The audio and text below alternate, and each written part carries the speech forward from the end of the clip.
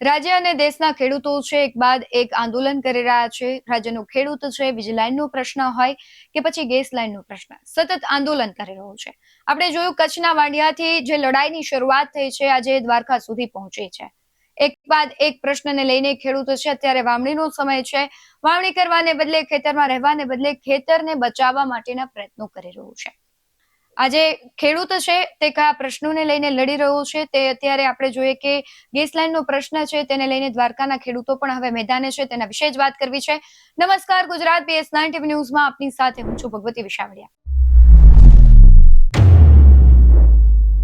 આપણે જોઈએ કે મોરબીના જેતપરથી જે લડાઈ શરૂ થઈ છે ધીમે ધીમે આગળ વધી રહી છે. સરકારે વળતરની જે જાહેરાત કરી છે તેનાથી ખેડૂતોમાં સંતોષ દેખાઈ રહ્યો છે, પરંતુ હવે છે દ્વારકાના જે ખેડૂતો છે એમના ખેતરમાંથી જે ગેસ લાઈનનો પ્રશ્ન છે તેને લઈને તે પણ મેદાને છે, કારણ કે તેમની મંજૂરી વગર નાખવામાં આવી રહી છે તેવું ખેડૂતોનું કહેવું છે. 2 થી 3 દિવસથી આપણે જોઈ રહ્યા છીએ કે ખેડૂતો ખેતરમાં વિરોધ કરી રહ્યા છે. જેસીબી લઈને આવતા એ ખાનગી કંપનીના જે લોકો છે તેમને રોકવાનો પ્રયત્ન કરી રહી છે. આજે આપણી સાથે ખેડૂતો જોડાવાના છે કે જે એમના ખેતરમાં જે અત્યારે છાવણી લઈને બેઠા છે, જયરાજભાઈ જાડેજા અને પાલભાઈ આંબલિયા ખેડૂત નેતા છે, તેમની સાથે જ વાત કરીશું. BS9 TV ન્યૂઝમાં બંનેનું ખૂબ સ્વાગત છે. સૌથી પહેલા જયરાજભાઈ તમારી પાસે આવવું છે અને સમજવું છે કે અત્યારે તમે ખેતરમાં ઉભા છો, કેવો માહોલ છે?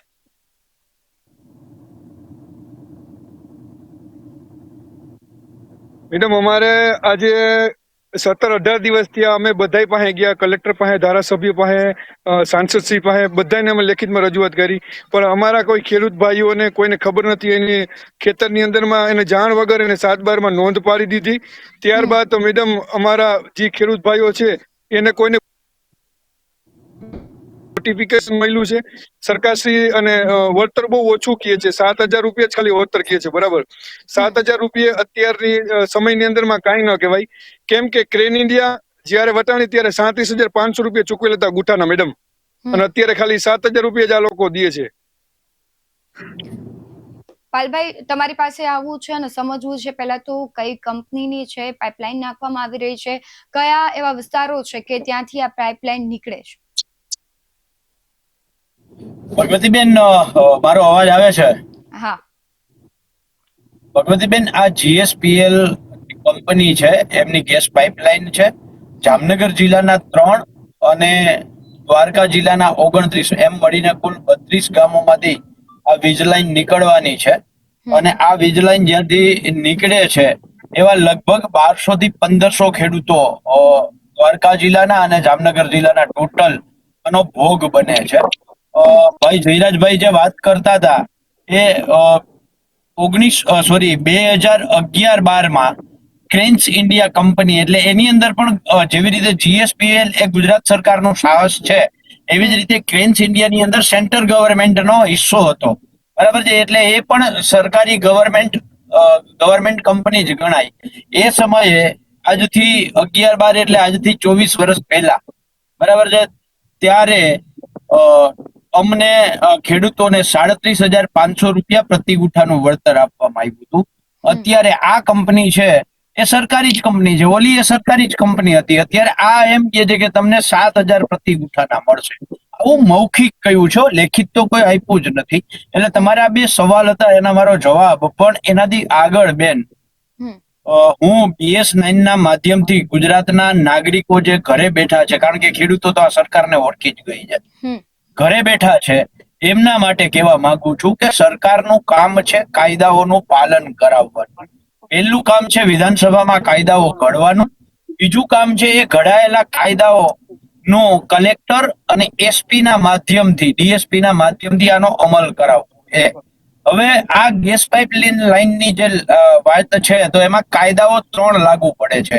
એક PMP એક્ટ 1962, બીજો પાણી અને ગેસ પાઇપલાઇન નો કાયદો 2000, અને ત્રીજું જમીન સંપાદનનો કાયદો 2013. આ 3 કાયદામાં બેન બહુ સ્પષ્ટતા છે કે 3(1) નું જાહેરનામું અને 6(1) નું જે જાહેરનામું છે એની અંદર સર્વે નંબર એ દરેક ખેડૂતના સર્વે નંબર હોવા જોઈએ કે જે ખેડૂતના ખેતરમાંથી આ ગેસ પાઇપલાઇન પસાર થવાની છે. હવે જોયા જેવું એ છે અને દુઃખની વાત એ છે કે આ દ્વારકા જિલ્લાના 29 ગામો અને 3 ગામો જામનગરના હવે બેન અત્યારે જે ખેડૂત જયરાજભાઈ જે ખેતરમાં ઊભા છે, છાવણી નાખીને જ્યાં બેઠા છે, અને એની પાછળ જે ખેડૂતો છે, આ સર્વે નંબર જે મોટા માંડા ગામનો, હવે એ મોટા માંડા ગામના 87 સર્વે નંબરનો નથી ક્યાંય કરતા ક્યાંય જાહેરનામામાં ઉલ્લેખ નથી, એ ખેડૂતને નોટિસ આપી, અને તેમ છતાંય આશ્ચર્યની વાત એ છે કે જેને આપણે કાયદાનું કરવા માટે અને એસપી ને બેસાડ્યા છે, એ જ કલેક્ટર અને એસપી ત્યાં નોટિસ નથી, જાહેરનામામાં નામ નથી, તેમ એ ખેડૂતને નોટિસ આપી દેવાનું, શું કે એ ખેડૂતના ખેતરમાં પોલીસ પ્રોટેક્શન આવ્યું છે. જયરાજભાઈ, તમારી પાસે આવું છે કે તમે અત્યારે જે ખેતરમાં છો ત્યાં કોઈ તંત્ર દ્વારા મંત્રણા કરવા માટે કોઈ અધિકારીઓ આવ્યા હતા કે કઈ રીતનો માહોલ છે? આજે તમે કેટલા ખેડૂતો છો છાવણી ખાતે બેઠા છો? હાલમાં અમે આજે છે ને 300 જેટલા ખેડૂતો આવ્યા છે સવારના થી કરીને. આમ તો અમે કાલે 1:30 વાગ્યાના અહીંયા જ છીએ. હજી સુધીમાં અમારા 300 માંથી આવકમાં છે ખેડૂત, કોઈ જાવકમાં નથી. અને આવતા સમયની અંદરમાં હજી જો સરકાર અમારું માંગ પૂરી નહીં કરે તો દેવભૂમિ દ્વારકા અને જામનગર જિલ્લાના તમામ ખેડૂતોને અમે અહીંયા ભેગા કરીને અમારા આંદોલનનો ઉગ્ર આંદોલન બનાવશે. પાલભાઈ, તમારી પાસેથી સમજવું છે કે એક બાજુ વીજ લાઈનના વિરોધમાં અત્યારે ખેડૂત આંદોલન છે, બીજી બાજુ ગેસ લાઈન, સતત ખેડૂતો આંદોલન કરી રહ્યા છે.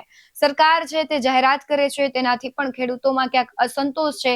શું લાગે છે કે ખેડૂતોને સતત આંદોલન જ કરવાના છે?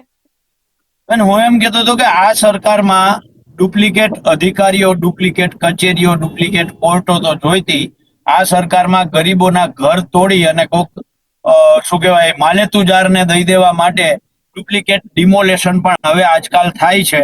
એટલે આમાં આ સરકારમાં ગરીબો, વંચિતો, પીડિતો, ખેડૂતોને કેવી રીતે હેરાન કરવા, કેવી રીતે ટાર્ગેટ કરવા, એ જ સિસ્ટમ જ્યારે ઊભી થઈ હોય ત્યારે ખેડૂતો પાસે બીજો કોઈ રસ્તો રહેતો નથી કે આંદોલન કરે અને સરકાર સામે શિંગડા ભરાવે. અને એ શિંગડા ભરાવવા માટે ખેડૂતોના દીકરા દીકરીઓ જે છે એ કાયદાથી માહિતગાર થાય અને એ સંપૂર્ણ કાયદાનું જ્ઞાન મેળવે, એના માટે અમે સેમિનારોના આયોજન કરીએ છીએ બેન. અને એટલે જ અમે આવતા તારીખ 11, 12 અને 13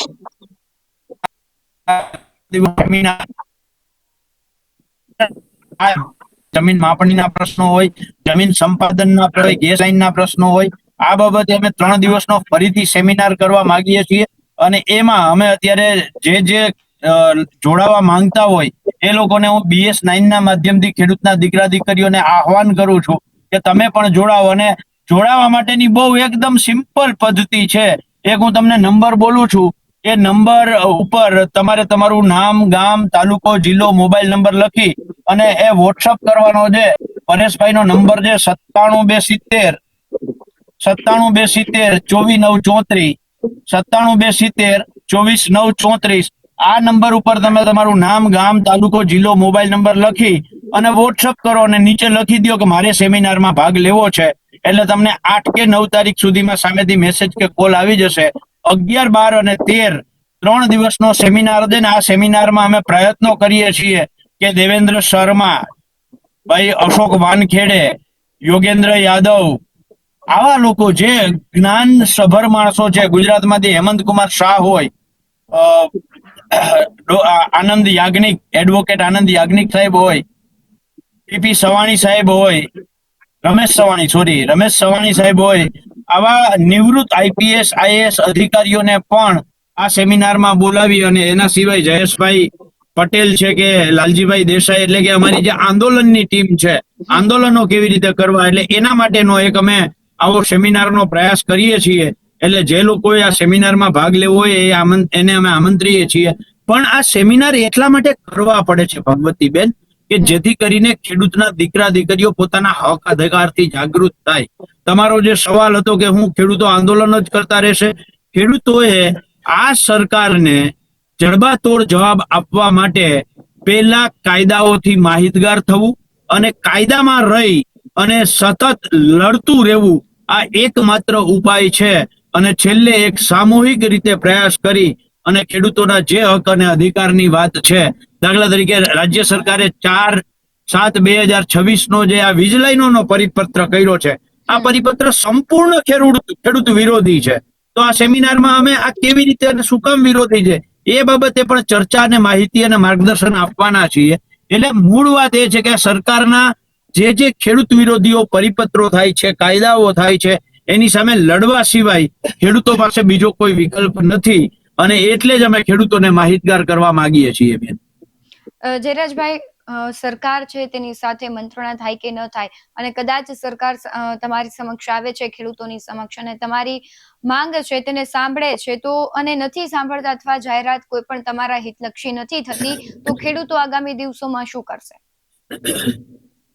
ખેડૂતોએ આજથી તો નવું શરૂ કરી દીધું છે કે આજ સુધી ખાલી અમારો વળતરની જ માંગ હતી, પણ હવે અમારે લાઈન જ નથી નાખવા દેવી, કેમ કે એની પાસે ઘણા ઓપ્શન છે, રેલવે છે, હાઈવે છે, દરિયાકાંઠે છે.